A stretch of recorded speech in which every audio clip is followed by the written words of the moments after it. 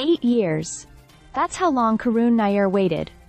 3,011 days to be precise, to don the Indian Test whites again. And yet, cricket, with all its romanticism, has a cruel side too.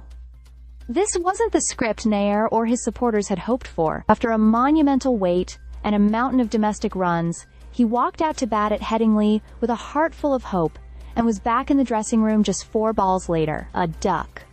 A crushing silence. And an entire nation sighing with him. Let's rewind for a moment.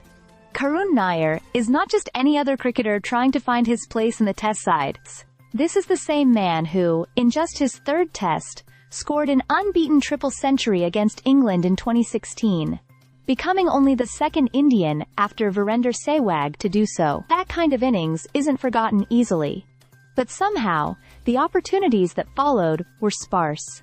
His last Test before this comeback was back in March 2017. Since then, 77 Test matches had come and gone, and Karun watched them all from the sidelines. But he didn't give up. He kept grinding, switching states, moving from Karnataka to Vidarbha, putting in the hard yards in domestic cricket. He scored 863 runs in 9 Ranji matches in 2024-25, and followed it up with a stellar Vijay Hazare season. He even smashed a double hundred for India A against the England Lions. All signs pointed toward redemption. When the BCCI finally gave him the nod for the England Test series, the moment felt earned. His comeback cap, handed by none other than Sunil Gavaskar, was a moment of pride, a moment etched in memory, regardless of what followed on the pitch. And then came the match. Ben Stokes, the English captain, bowled an outswinger that tempted Nair into a drive, but the footwork wasn't decisive, the intent not quite clear.